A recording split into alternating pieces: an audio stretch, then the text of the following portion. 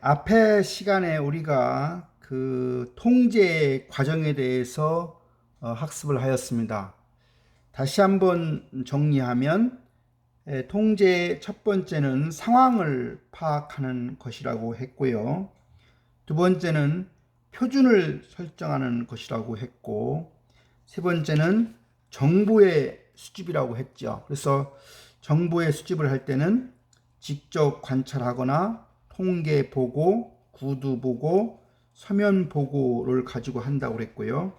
네 번째는 실제 성과와 표준을 비교하는 것이 네 번째고, 다섯 번째는 수정 조치를 하는 것이라고 설명했고, 그 수정 조치 중에는 현 상태를 유지하는 것, 두 번째는 성과를 수정하는 것, 세 번째는 표준을 수정하는 것으로 학습을 하였습니다.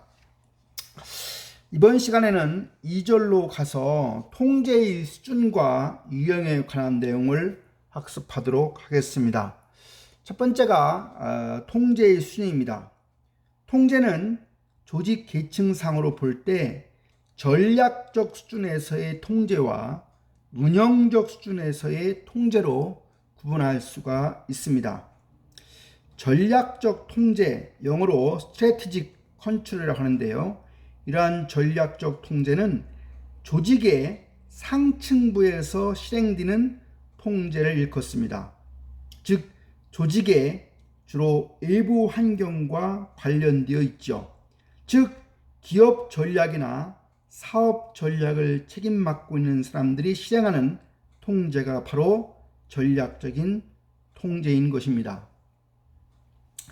조직의 최고 경영층은 경쟁업자, 고객, 공급업자, 기술, 지역사회 등 조직을 둘러싸고 있는 외부 환경에 대한 정보를 끊임없이 수집 분석해서 조직의 목표 달성에 영향을 미칠 수 있는 요인을 파악함으로써 조직이 적절히 적응할 수 있게 해야 합니다.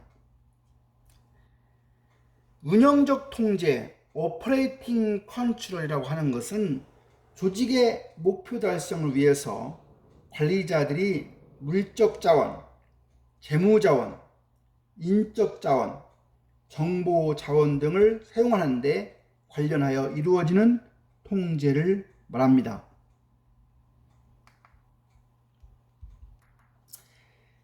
통제의 유형에는 조직의 활동을 간략히 나타내면 일련의 투입물을 받아들여 이것을 변환시켜서 산출물을 만들어내는 과정이라고 설명할 수 있겠습니다. 투입물을 산출물로 변환시키는 과정을 기준으로 볼 때 통제는 변환 과정 이전에 이루어지는 사전 통제가 있고 변환 과정 상에서 이루어지는 동시 통제가 있고 변환 과정이 끝난 이후에 이루어지는 사후 통제로 구분할 수가 있습니다.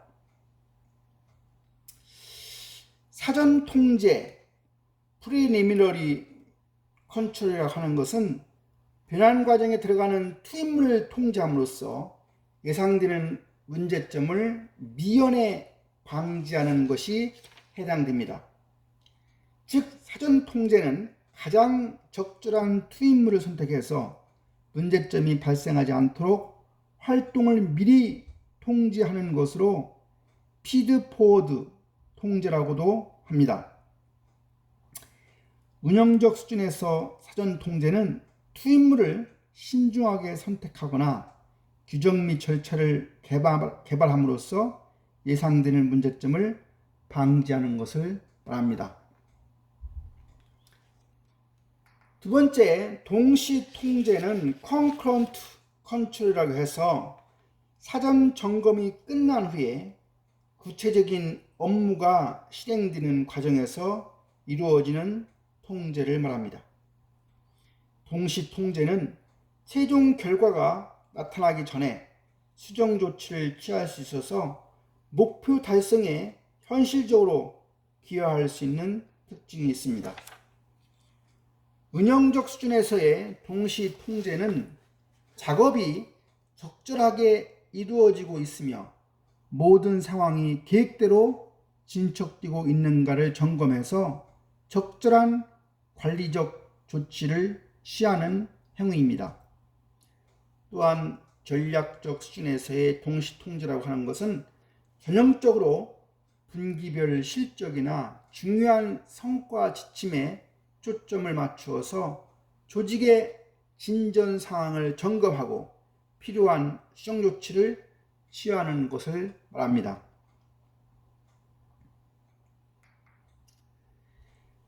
세 번째는 사후 통제입니다. 포스트 액션 컨트롤이라고 해서 사후 통제는 조직이 활동하여 나타난 결과에 초점을 맞추어서 통제하는 것입니다. 즉 실제로 나타난 조직의 성과가 계획했던 목표와 어떻게 다르며 그 원인은 무엇이며 또 실행 과정에서 어떠한 문제점들이 있었는지를 최종적으로 검토하는 것으로 피드백 통제라고도 합니다.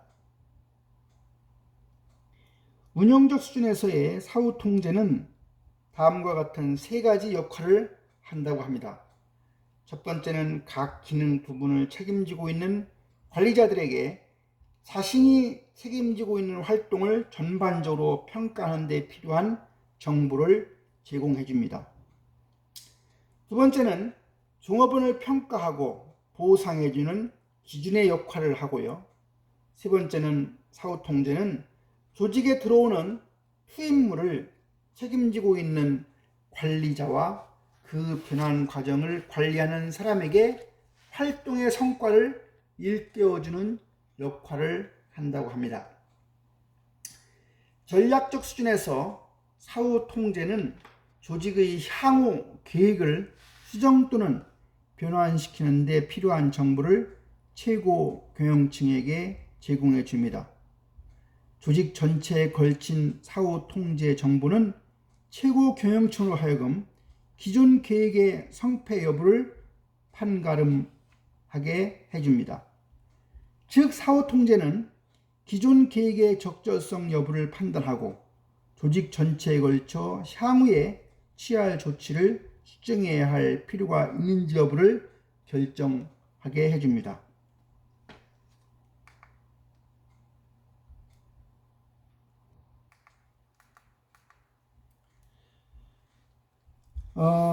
그 이외에 직접 통제라고 하는 게 있는데요. 직접 통제는 영어로 Direct Control이라고 해서 불만족스러운 결과를 가져오게 된 원인의 책임자를 찾아서 그들의 행동을 시정하도록 조치하는 것을 말합니다.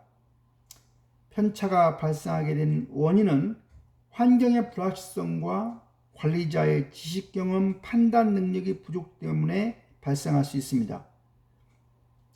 직접 통제에서는 성과는 항상 측정 가능하며 개인적 책임이 존재하며 조사 시간은 항상 보장이 되며 잘못이 적시에 발견될 수 있기 때문에 책임자에게 적절한 시정 조치를 내릴 수 있다고 가정하고 있습니다. 반면에 간접 통제는 Indirect Control로 관리자의 개발을 통해 바람직스럽지 못한 것을 사전에 제거하는 것으로 예방 통제, Preventive Control이라고도 합니다. 간접 통제에서는 능력 있는 관리자일수록 오류의 수가 적으며 관리의 개념, 기법, 원칙 등을 관리적 성과의 측정에 유용하고 관리의 원칙은 적용 가능하다는 가정을 전제로 합니다. 제3절 통제의 내용, 통제의 대상입니다. 관리자들이 통제 활동을 수행할 때 통제의 대상이 되는 것은 조직 내에서 이루어지는 모든 활동이라고 해도 과언은 아니지만 여기서는 관리자들이 가장 일반적으로 접하는 통제 대상인 재무적 통제, 인적 자원 통제, 생산 운영상의 통제, 정보 자원의 통제를 중심으로 살펴보고자 합니다. 생산 운영상의 통제에는 적절한 물품을 적정한 가격으로 정해진 기간 내에 구입하는가를 통제하는 구매 관리, 적정 재고 수준을 유지하도록 통제하는 재고 관리, 필요한 시설과 기계를 확보하도록 통제하는 장비 관리, 적정 수준의 품질을 유지하도록 통제하는 품질 관리 등이 포함됩니다. 인적 자원의 통제는 조직 구성원을 적절히 선발하고 훈련시키며 제대로 평가하고 보상하도록 통제하는 것을 말합니다.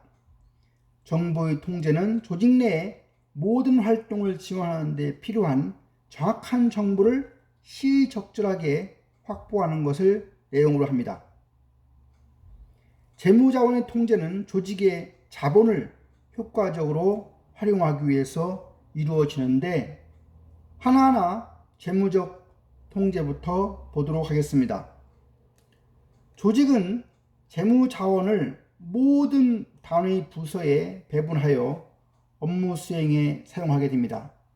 통제의 관점에서 관리자들은 각 단위 부서들이 재무자원을 능률적이고 효과적으로 사용하는지 여부를 점검하고 적절한 조치를 취해야 합니다. 여기서는 재무자원을 통제하는데 가장 일반적으로 사용되는 비율 분석, 레시오 애널리시스 및 예산 편성, 버지팅에 대해서 살펴보고자 합니다. 비율 분석입니다. 비율 분석은 재무자원의 배분을 점검하고 조정하기 위해 각종 재무 비율을 분석하는 것을 말합니다. 가장 일반적으로 사용되는 재무 비율은 크게 4가지 범주로 구성할 수 있습니다. 첫 번째는 유동성 비율입니다. 유동성, 리퀴디티, 단기 부채 지급 능력이라고 하는 말이 유동성입니다. 유동성이 뭐라고요? 단기 부채를 상환할 수 있는 능력 또는 단기 부채 지급 능력. 유동성 비율은 조직이 단기 부채를 상환할 수 있는 능력을 나타내주는 것으로 유동부채를 상환하기 위해서 유동자산을 조달할 수 있는 능력을 말합니다. 그래서 유동성 비율에는 주로 유동비율 및 당좌 비율이 여기에 속합니다. 두 번째는 레버리지. 레버리지라고 하는 말은 지렛대라고 하는 뜻인데요. 레버리지 비율입니다. 레버리지 비율은 채권자들로부터 장기 자본을 공급받을 수 있는 정도를 말합니다. 그래서 주로 총 자산 대비 부채 비율, 자기 자본 대비 부채 비율을 가지고 레버리지 비율을 계산합니다. 세 번째는 활동성 비율입니다. 활동성 비율은 조직이 자원을 얼마나 효율적으로 활용하는가를 나타내 줍니다. 즉 매출액 창출에 사용된 자원과 비교함으로써 조직이 얼마나 능률적으로 조업을 수행하는가를 알 수가 있습니다. 따라서 활동성 비율을 측정할 때는 재고 자산 회전율이나 총자산 회전율을 가지고 측정하게 됩니다. 마지막 네 번째는 수익성 비율입니다. 수익성 비율은 전반적으로 볼 때 얼마나 효과적으로 관리되고 있는지를 나타내 주는데, 왜냐하면 여기서 수익성이라고 하는 것은 조직 내에 여러 가지 방침, 팔리시죠.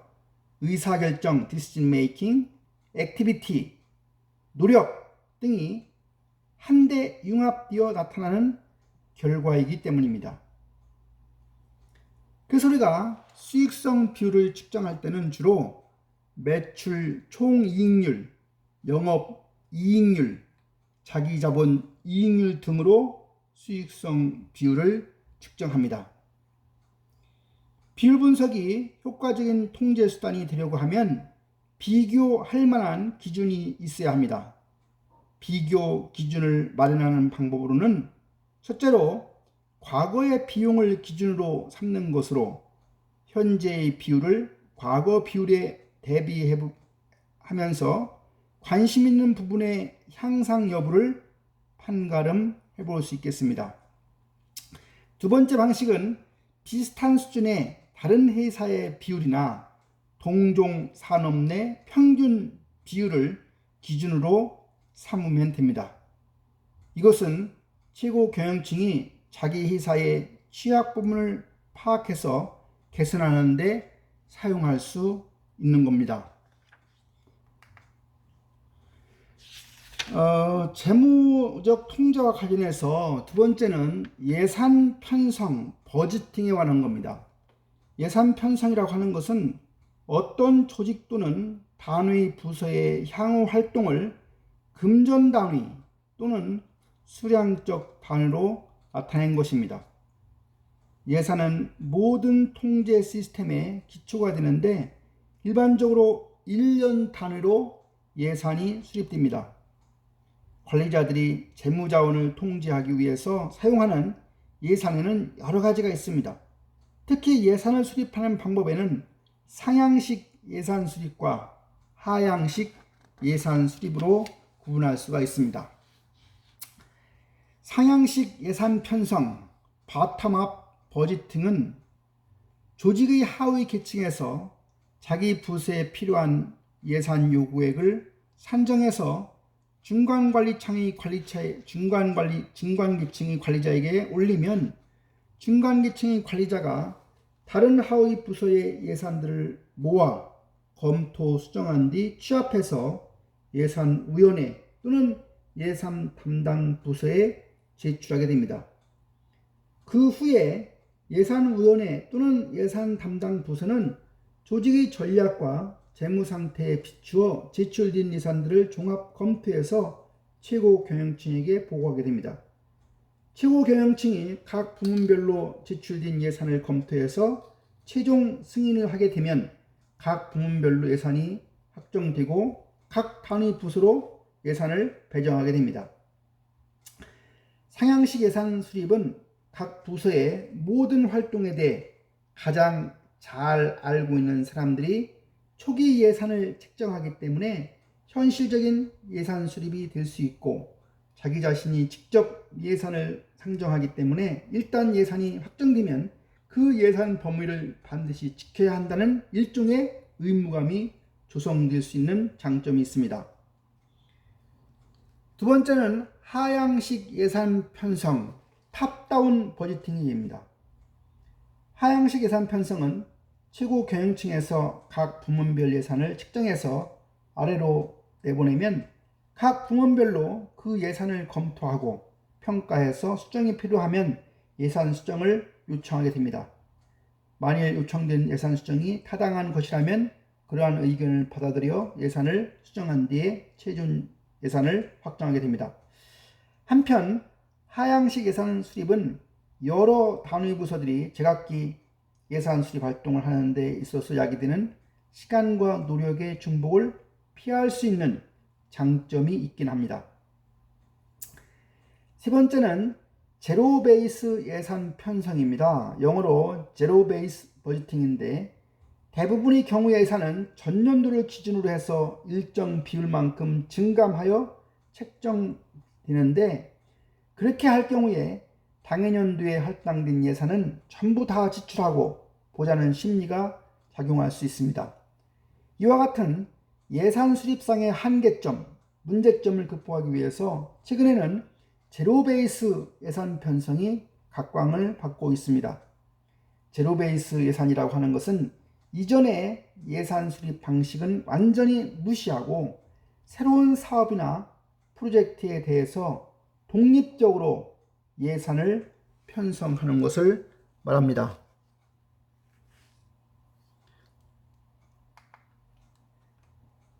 세 번째는 인적 자원에 대한 통제입니다.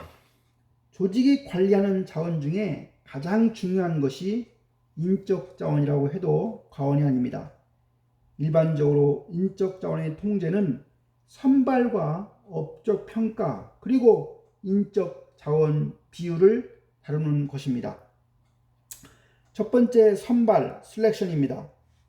선발은 신규 채용될 사람을 선정하는 것인데 이는 인적 자원의 사전 통제라고 할 수 있습니다. 특정한 직책이나 과업에 적절한 사람을 뽑게 되면 그만큼 해당 업무를 잘 수행할 확률이 높아지기 때문입니다. 두 번째는 업적 평가입니다. 인적 자원을 통제할 수 있는 가장 기본적인 수단이 바로 퍼포먼스 어프레이절, 업적 평가입니다. 통제 과정과 마찬가지로 업적 평가도 이루어지는데, 즉 달성해야 할 업적 또는 성과의 표준을 설정하고 개인 또는 작업 집단의 성과를 측정해서 표준과 비교한 뒤에 적절한 조치를 취하는 업적 평가 과정은 통제 과정에 기본적으로 동일합니다.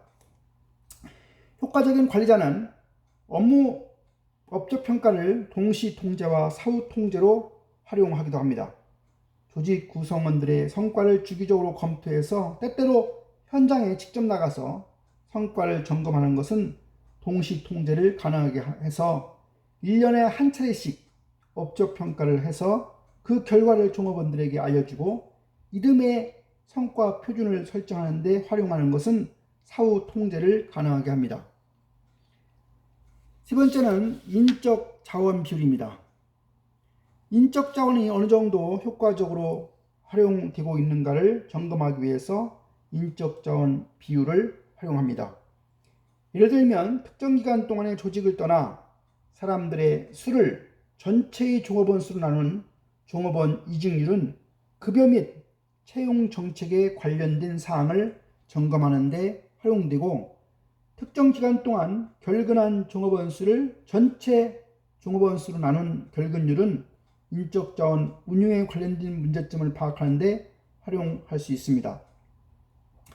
또한 인력 구성 비율, 워크홀스 컴포지션 레시오는 성별, 학력, 연령, 직급 등을 기준으로 볼 때 조직 구성원들이 어떻게 구성되어 있는가를 일목요연하게 알 수 있기 때문에 각종 인사 정책에 활용될 수 있습니다.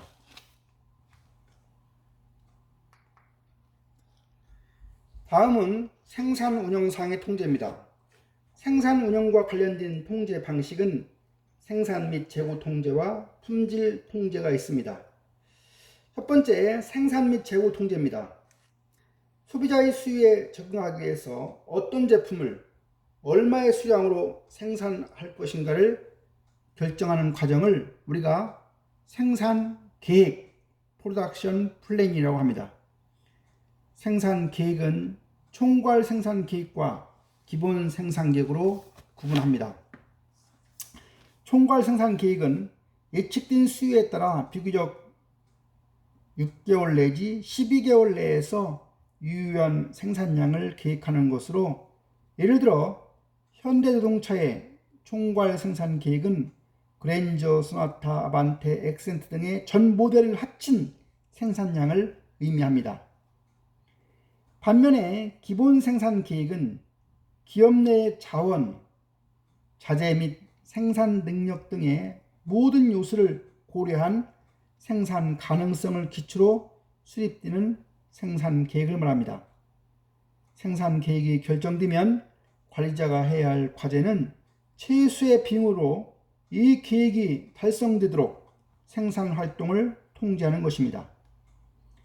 생산 및 재고 통제는 최소의 생산 비용으로 바람직한 질적 수준의 계획된 생산량을 달성하기 위해서 필요한 자재의 공급과 관련된 모든 의사결정을 의미하게 됩니다.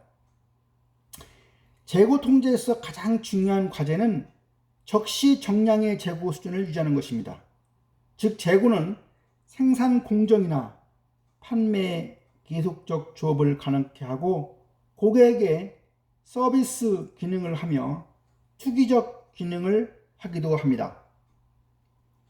전통적으로 재고 관리의 주요 기법으로 경제적 발주량 기법 EOQ 모형이 있고, 이 밖에도 ABC 분석 기법, 총괄 재고 관리 기법 등이 있으며, 최근에는 MRP, ERP, 등의 방법들이 많이 활용되고 있는 추세입니다.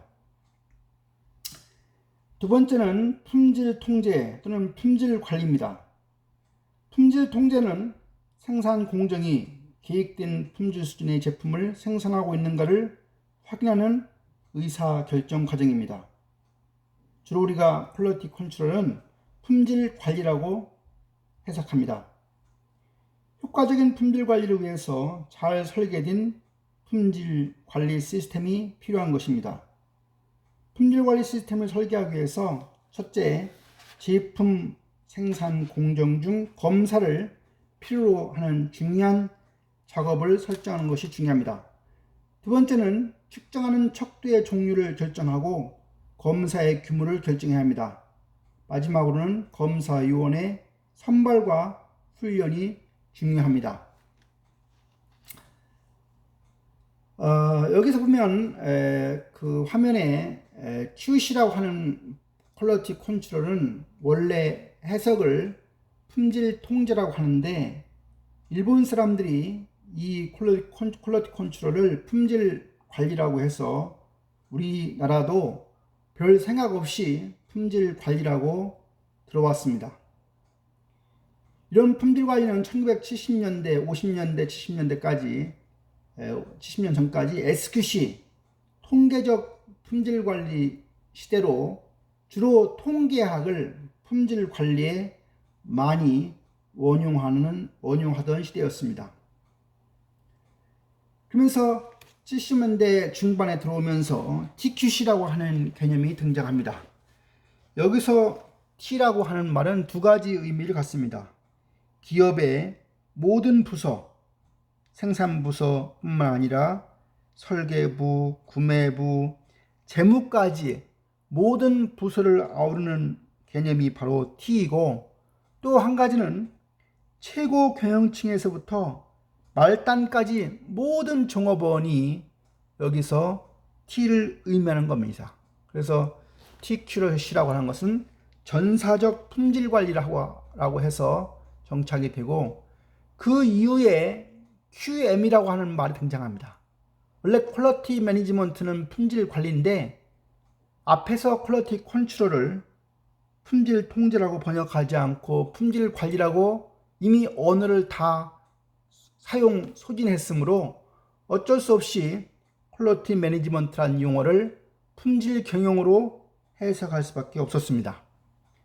앞에 토탈 퀄리티 매니지먼트 말이 붙으면 결국은 SQC와는 다르게 통계적인 기법을 응용하는 것보다는 관리적인 방식에 치중한 방식이 바로 TQM입니다.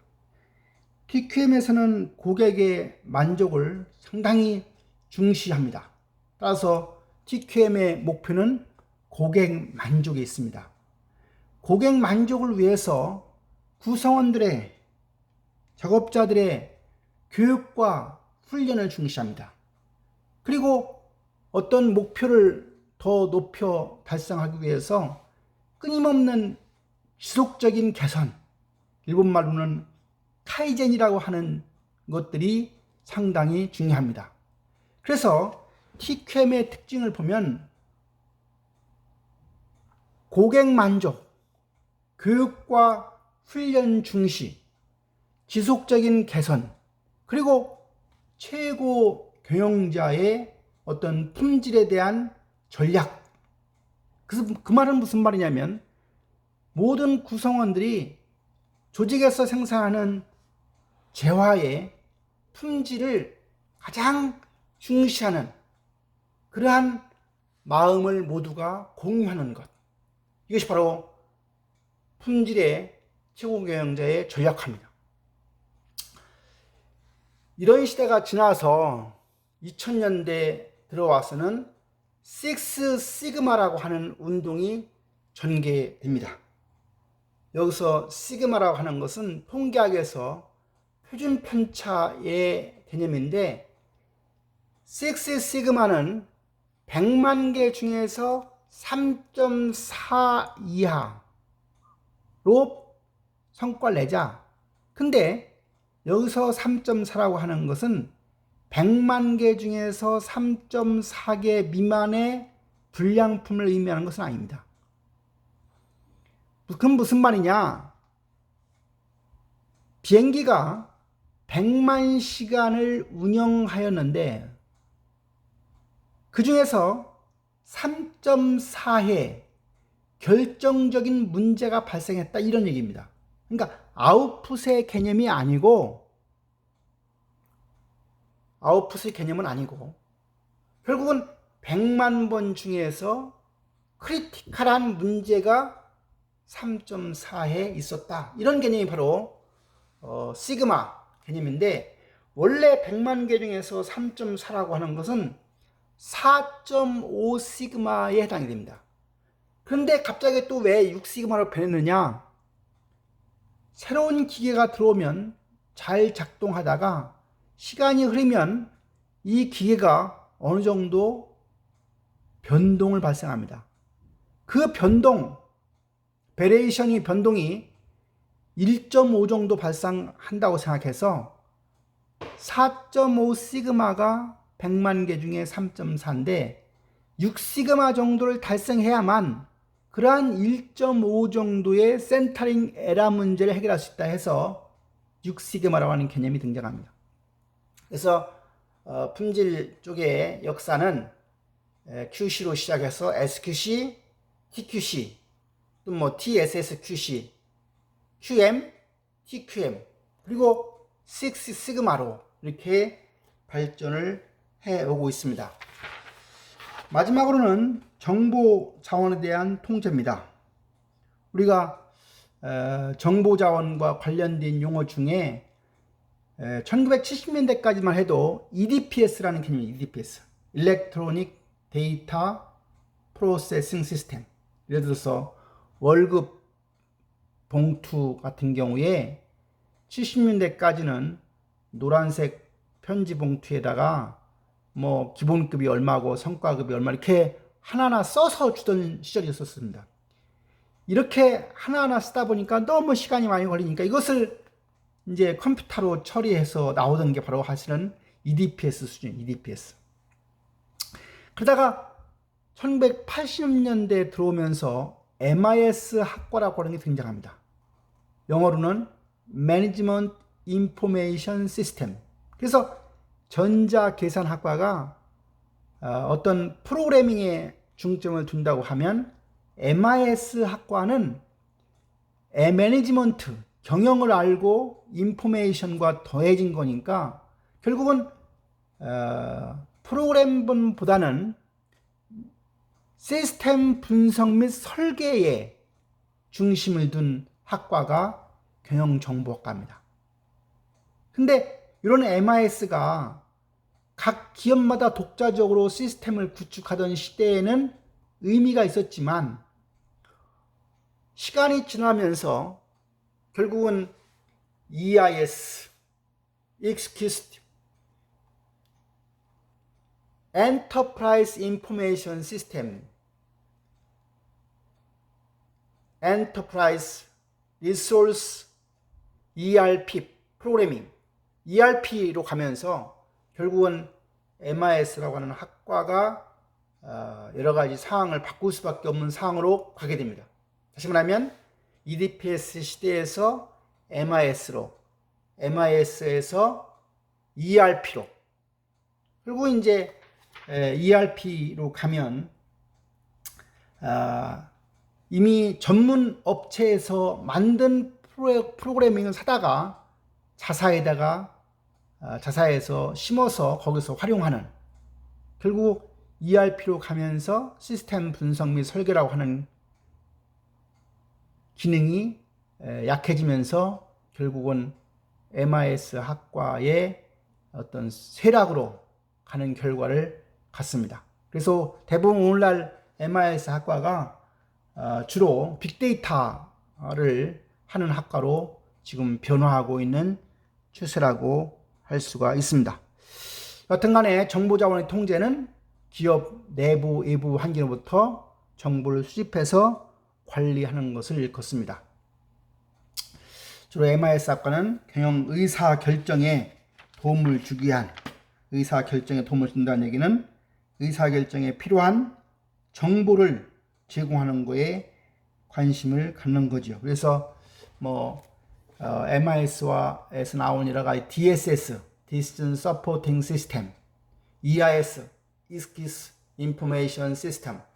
그 다음에 이제 최근에 와서 AI, Artificial Intelligence, 인공지능이라고 하는 것이 또 등장하게 되고, 인공지능 안에서 Deep Learning, 컴퓨터가 끊임없이 그 안에서 학습을 하는 거죠.